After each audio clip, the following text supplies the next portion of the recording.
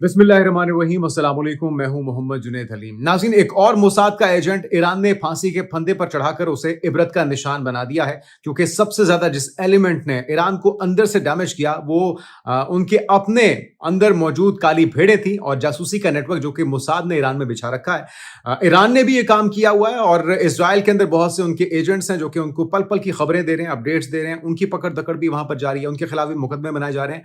लेकिन एक बड़ी पेशरफ्त हुई है। रात गए जब व्हाइट हाउस में इशाया दिया गया था सहाफियों के एजाज में, वहां पर फायरिंग हुई है। 15 मीटर की दूरी से एक शख्स ने, 31 साल, ये कैलिफोर्निया का रिहायशी था और पेशे के एतबार से ये डेवलपर था और टीचर था।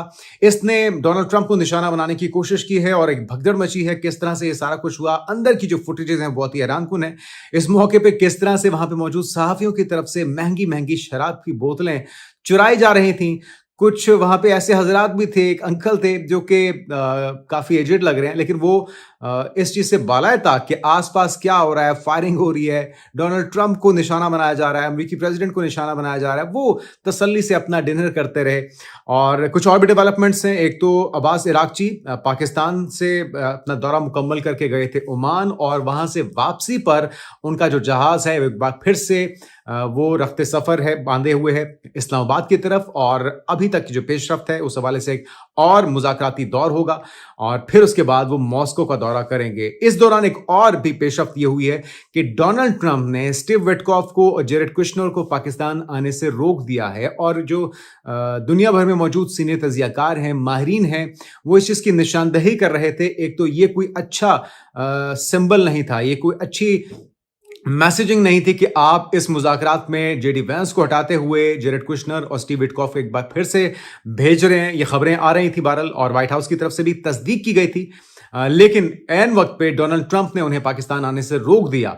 और ये भी कोई अच्छी शुगर नहीं है, ये किसी अच्छी चीज की निशानदही नहीं है, क्योंकि मुमकिना तौर पे जो खबरें आ रही हैं, जिसे रूसी मीडिया भी रिपोर्ट कर रहा है कि साजो सामान से भरे हुए रिफ्यूलिंग वाले तैयारे अमेरिका खुफिया से राजदारी के साथ मशरक़ वुस्ता में भेज रहा है। तो ये किस चीज़ की तैयारी हो रही है? क्या किसी और बड़े हमले के लिए सामान इकट्ठा किया जा रहा है? और फिर आपको आज ही की वीडियो में हम ये भी बताएंगे कि ख्वाजा आसिफ की तरफ से, वजीर दिफा की तरफ से वार्निंग दी गई है भारत को कि अगर कोई फॉल्स फ्लैग ऑपरेशन किया, क्योंकि जैसे जैसे हम देख रहे हैं कि पूरा 1 साल हो रहा है, एनिवर्सरी आ रही है बुनियानुल मरसूस की, ऑपरेशन बुनियानुल मरसूस, जिसमें छठी का दूध याद दिलाया था पाकिस्तान ने भाजपा सरकार को। और उनके 6 से 8 तैयारे, डोनाल्ड ट्रंप तो ये तैयारों की तादाद 11 तक भी ले गए थे, लेकिन बहरहाल हम तो उसे 6 या 7 तक पर ही रखते हैं, क्योंकि ये वो रियायत थी जो पाकिस्तान ने एक पड़ोसी होने की हैसियत से भारत को दी थी कि भाई छेड़खानी करेंगे तो अच्छा नतीजा नहीं होगा। लेकिन ये अगली बार के लिए एक चेतावनी भी थी, एक वार्निंग भी थी कि अगली बार अगर ऐसी शरारत हुई तो कोई रियायत नहीं बरती जाएगी। ख्वाजा आसिफ की तरफ से एक तो मुतनब्बे भी किया गया है, उन्होंने बताया है कि मुसलसल जो है इस चीज़ का खदशा मौजूद है, इंटेलिजेंस रिपोर्ट्स आ रही हैं कि कोई छेड़खानी हो सकती है, लेकिन अगर हुई तो फिर उसका नतीजा क्या होगा। लिबनान में क्या हो रहा है, और नेतन्याहू को एक बहुत ही मोहलिक बीमारी लाहक हो चुकी है, उसके दिन गिने जा चुके हैं। अगर वो ईरान जंग खत्म करता है, इस खित्ते के अंदर सीज फायर करता है, तो फिर फांसी का फंदा उसकी करप्शन और जंगी जराइम की वजह से उसके लिए लटक रहा है। और अगर वो इन सारी चीजों से बच भी जाता है तो उसे जो मोहलिक मर्ज लाहक हो चुका है, उससे लगता है कि उसके पास अब वक्त बहुत कम बचा है, तो उसकी एक्टिविटीज के ऊपर भी नजर रखनी होगी। और फिर वक्त डोनाल्ड ट्रंप के पास भी कम बचा है, क्योंकि मिड टर्म इलेक्शन में बाकी 6 माह रह चुके हैं, लेकिन जो लिवरेज उनके पास मौजूद है कि बगैर वो कांग्रेस की मंजूरी के जंगी कार्रवाइयां जारी रख सकते हैं, अब उसमें भी चंद दिन बाकी रह चुके हैं। क्योंकि हो सकता है कि अगर ईरान के साथ कोई बात ना बनी, ईरान के अंदर उनकी दाल ना गली, जो कि अभी तक बिल्कुल भी हम देख रहे हैं कि इसकी कोई कंडीशन या पोजीशन दिखाई नहीं देती, तो फिर वो क्यूबा पे भी धावा बोल सकते हैं। सबसे पहले आपको बताते हैं कि ईरान में मोसाद से ताल्लुक के इल्जाम में 4 मुबैना जासूस गिरफ्तार हो चुके हैं। एक शख्स को फांसी दी गई है और बताया गया है कि मोसाद से मुबैना रवाबित, जनवरी में हुकूमत मुखालिफ मुजाहिरों में शिरकत के इल्जाम में एक शख्स को गिरफ्तार किया गया था। इसका नाम बताया गया है इरफान कयानी, यानी कि ये ईरानी था लेकिन मोसाद के पेरोल पे काम कर रहा था, उनके एजेंट के तौर पे। अच्छा, इसके अलावा ईरानी अदलिया की खबरसां एजेंसी मिजान न्यूज एजेंसी के मुताबिक इरफान कियानी को जनवरी में इस्फहान में सिक्योरिटी फोर्सेस पर हमलों समेत मुतादिद इल्जामात में मुजरिम करार दिया गया था। और बाज़ है कि हालिया अरसे में ईरान में मुबैना जासूसी के इल्ज़ाम में मुजाहिरीन और जलावतन ईरानी अपोजिशन गिरोह से मुंसलिक अफराद को जो कार्रवाइयाँ हैं, फांसियाँ हैं, वो दी जा चुकी हैं उनके खिलाफ और उन्हें इबरत का निशान मुसलसल बनाया जा रहा है। इसके अलावा हम ये भी देख रहे हैं कि लुबनान में मुसलसल जंगी जराइम की हम देख रहे हैं कि इर्तिकाब हो रहा है और सीज़फायर की खिलाफ वर्जियाँ की जा रही हैं। 4 मजीद लबनानियों को शहीद किया जा चुका है। अब तक जो मजमूई तौर पर शहादतें हैं वो 2400 से जायद हो चुकी हैं। जो जख्मी हैं वो 7000 से जायद हैं और इसी तरह से अगर बात की जाए बेघर अफराद की तो उनकी तादाद अब लगभग 1,20,000 से जायद हो चुकी है। और डोनाल्ड ट्रंप तो खैर अब भी ये दावा करते हैं कि वो पुरुमीद हैं लुबनान के साथ कोई मामला तय पा जाएगा, लेकिन नेतन्याहू की और इजराइल की नीयत पे आप बिल्कुल भी भरोसा नहीं कर सकते। इसके अलावा ईरानी वजीर खारजा, जिस तरह से हमने आपको बताया कि ओमान के दौरे के बाद एक बार फिर से उनकी जो फ्लाइट रूट है वो आप देख सकते हैं यहाँ पे मैप के अंदर। ओमान के जो बादशाह हैं उनके साथ उनकी मुलाकात हुई है और वो भी ओमान भी मुसलसल ये कोशिश कर रहा है कि किसी तरीके से मामलात को सेटल डाउन किया जा सके। अगला जो दूसरा मुज़ाकराती दौर है वो कहां पर होता है, दोनों फरीकैन का आमने सामने, ये तो अभी हतमी तौर पे नहीं कहा जा सकता, लेकिन एक बार फिर से हम देख रहे हैं कि अब्बास इराक़ची जो है वो पाकिस्तान की तरफ आ रहे हैं, वो इस्लामाबाद आएंगे। ईरानी वफ़द पहले से यहां पर मौजूद होगा और फिर हुकूमती सतह पे जो मुज़ाकरात हैं, जो पेशरफ्त है अब तक की, क्योंकि गुज़श्ता रोज़ वज़ीर-ए-आज़म शहबाज शरीफ का लगभग 50 मिनट से ज़ायद देर तक एक तवील तबादला ख्याल हुआ है, गुफ्तगू हुई है सदर मसूद पेज़ेश्कियान के साथ।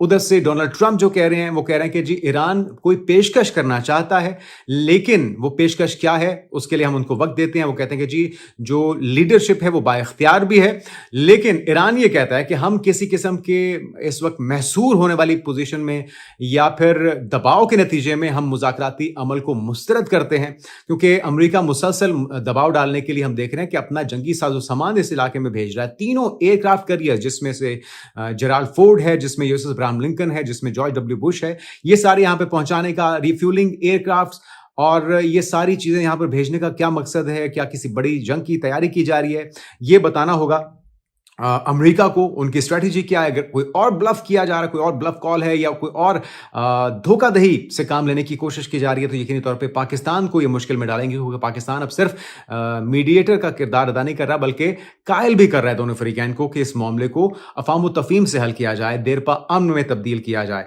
फील्ड मार्शल और वज़ीर-ए-आज़म शहबाज शरीफ बेहतरीन शख्सियात हैं। ट्रंप ने एक बार फिर से इस चीज़ का इजहार किया है और वज़ीर-ए-आज़म की, शहबाज शरीफ की और फील्ड मार्शल आसिम मुनीर की उन्होंने एक बार फिर से तारीफ की है। और एक सवाल के जवाब में अमेरिकी सदर का कहना था कि बहुत सादा सी बात है कि ईरान जो है वो न्यूक्लियर हथियार नहीं रख सकता, तो न्यूक्लियर हथियारों का जिसको जवाज बना के आपने हुर्मस को बंद कर रखा है, जिसके ऊपर हम देख रहे हैं कि मजीद जो तेल की प्राइसेस हैं वो पाकिस्तान के अंदर भी बढ़ी हैं। गुज़िश्ता रोज़ भी हमने देखा कि 27 रुपये लगभग उसमें इजाफा किया गया और इसी तरह से LNG महंगी हो रही है, LNG के महंगे मुआहिदे किए जा रहे हैं, पाकिस्तानी अवाम को ज़ेर-ए-ताब लाया जा रहा है। तो हुकूमत को भी होश के नाखून लेने चाहिए कि आप बैनुल-अक़वामी सतह पे तो अच्छी एक ज़बरदस्त सिफारतकारी का महाज गर्म किए हुए हैं, लेकिन मुल्क के अंदर क्या हो रहा है उस पर भी नज़र रखिए, ताकि अवाम जो है आपसे तंग ना हो जाए और अगले इलेक्शन में आपको पापड़ ना बेलने पड़े।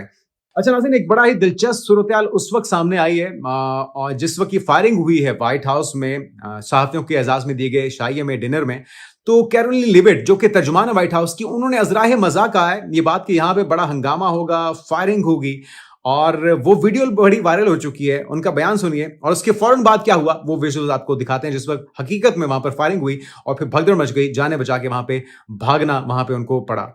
To rumble, is he not? He is ready to rumble. I will tell you, this speech tonight will be classic Donald J. Trump. It'll be funny, it'll be entertaining. There will be some shots fired tonight in the room. So everyone should tune in. It's going to be really great. I'm looking forward to hearing it. I love it all. And you wrote most of it, you said. I can't take credit. In true Donald Trump fashion, the man puts his pen to the paper himself. अच्छा, ये जो आपको visuals दिखाते हैं जरा white house में हुआ क्या गुज़श्ता रात, ये विजुअल्स देखिए। जिस वक्त डोनाल्ड ट्रंप को लेकर निकलने लगे हैं, पहले जेडी वेंस को एकदम से खींचा है, जो सदारती गार्ड्स थे वो फौरी तौर पर पहुंचे हैं और उसके बाद उस फायरिंग करने वाले शख्स को, जिसकी शनाख्त बताई जाती है 31 साला, ये टीचर है पेशे के एतबार से, कैलिफोर्निया से इसका ताल्लुक है, इसको फौरी तौर पर हिरासत में लिया गया और एक पैनिक की सी सूरत हाल थी। और ये जो सहाफ़ी ख़वातीन आप देख रहे हैं, ये यहाँ से शराब चुरा रही हैं, ये मौके का फ़ायदा उठाते हुए शराब चुरा रही हैं और ये जो साहब आप देख रहे हैं ये मजे से लेके अपने डिनर का लुत्फ उठा रहे हैं। और इस दौरान जब सिक्योरिटी गार्ड्स पहुंचे हैं, सदारती गार्ड्स पहुंचे हैं, तो पहले जेडी वैंस को खींचा गया है और उसके बाद उन्हें धकेला गया है, अंदर की तरफ महफूज मकाम पे मुंतकिल किया गया। और जब डोनाल्ड ट्रंप को ले जाने की कोशिश की गई है तो वो साथ ही लड़खड़ाकर नीचे गिर गए हैं और फिर उन्हें दोबारा से उठाकर कंधों पे या दोनों तरफ से हसार में लेते हुए उन्हें महफूज मकाम पे मुंतकिल किया गया है। लेकिन डोनाल्ड ट्रंप ये कहते हैं कि ये इसका ईरान जंग के साथ कोई ताल्लुक नहीं है। बहरहाल ये इसका डायरेक्ट ताल्लुक डोनाल्ड ट्रंप की पॉलिसीज के साथ है। लोग जो हैं तंग आ चुके हैं, उनके अपने इत्तेहादी तंग आ चुके हैं, अमेरिकी अवाम तंग आ चुके हैं और इस सूरत हाल की वजह से एक परेशानी बहरहाल वहां पर पाई जाती है। अब आते हैं नाज़रीन नेतन्याहू की तरफ। इस वक्त आप सड़कों पर देख रहे हैं, तल अवीव की सड़कों पर हजारों लोग जमा हैं और नेतन्याहू के खिलाफ, अपनी हुकूमत के खिलाफ मुजाहरा किया जा रहा है और उनकी जिंदगी जलन बना रखी है। मीडिया ब्लैकआउट है। जो नुकसान ईरान ने किया है, जो हमले ईरान ने किए हैं, जो आयरन डोम को, डेविस लेन को चीरते हुए और थाट को चीरते हुए पहुंचे हैं तल अवीव में, हाइफा में, यरूशलेम में और दीगर शहरों में, वहां पे तबाही मची हुई है और लोग जो हैं अब इस जंग का खात्मा चाहते हैं, चाहे वो लिबनान के साथ हो, चाहे वो गजा के अंदर हो या फिर ईरान के अंदर छिड़ी गई जंग है। इस वजह से हम देख रहे हैं और यहां पे पैनिक की सूरत हाल है। जो मुहलिक मर्ज इस वक्त लाहक हुआ है नाज़रीन, वो है कैंसर का मर्ज, जिसका इस वक्त नेतन्याहू को सामना है।